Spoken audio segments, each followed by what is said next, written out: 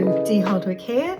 I wanted to pop in and tell you a little bit about some of the scarves in my new book, Cultivate, written with my lovely friend Jonna Helin. For the book, I've created 15 scarves, celebrating the beauty of the Welsh landscape that surrounds my home here in the Brecon Beacons, and also using quite a humble stitch, the Swiss darning or duplicate stitch, which is a very beautiful and very simple embroidery stitch. And I really wanted to celebrate this stitch and show you all of the wonderful things you could do with it. So I'm going to show you a few of the scarves now and dive into a little demonstration. The first scarf I want to show you is Parterre. Parterre is inspired by formal gardens, typically an Elizabethan garden, where you have different sections and very formalised plants and trees. So this is the scarf.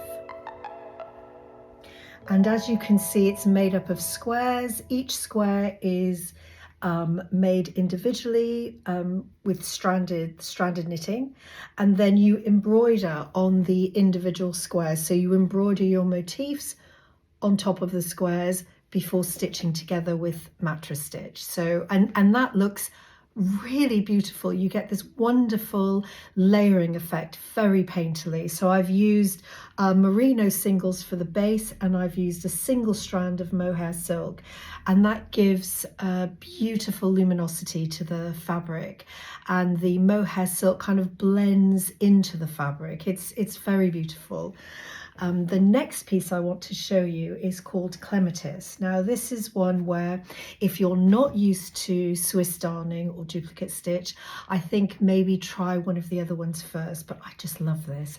So I've held 2 strands of mohair silk together for the base, and I've embroidered with a single strand.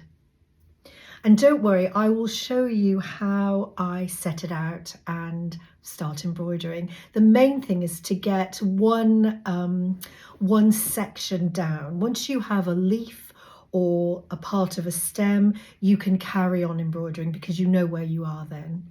The next scarf is Wallflower. I love this. So this is used, the Swiss darning is done with the same weight as the base, which is a merino single. And instead of blending into the fabric, you get this wonderful raised, rich motif, which is it's like a little cluster of gemstones. And I think, again, very, very beautiful.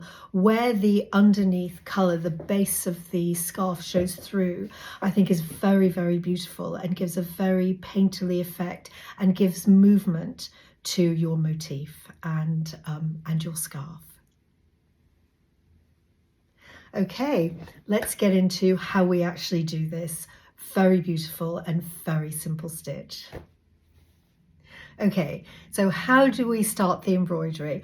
I'm going to show you the rose scarf here and how I approach this, which you can approach all of them this way. So you've knitted your square scarf and you now have a blank canvas to work with. How do you navigate? How do you start? I decide which motif I'm going to do first, and with this design I started with the big rose. And what I did was I used split ring stitch markers. You can use bits of yarn, whatever. And I counted in how many stitches and up how many rows for that first stitch. So it is a little bit of counting at the beginning, but once you get going, you're only working off the last stitch that you embroidered. So here I have a split ring marker at the bottom of the stem.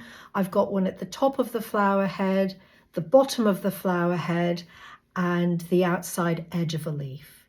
And that means once I start embroidering, I know where I am. And those little markers just gives me a little bit of confidence to know that, yes, this is all going the right way. But the trick is really just to start. Decide where you're going to start on the motif and then mark that first stitch and just start, because once you have a good amount of a stem down or a whole leaf, you're on your way. and it's then much easier to follow the chart. So there we go.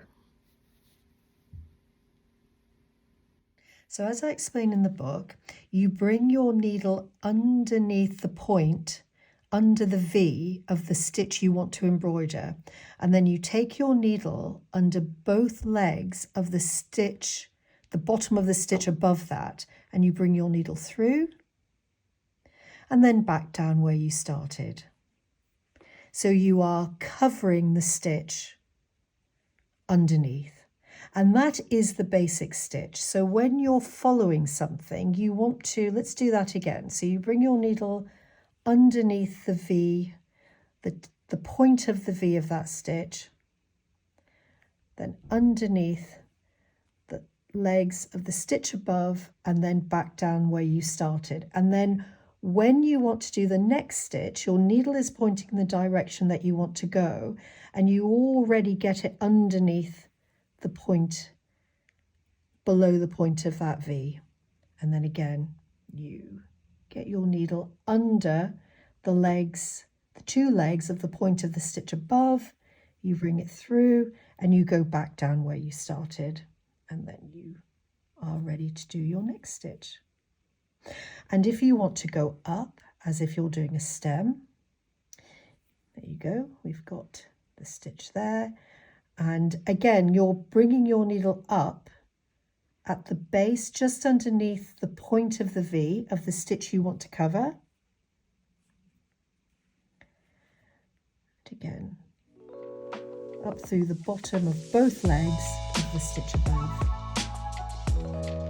and down.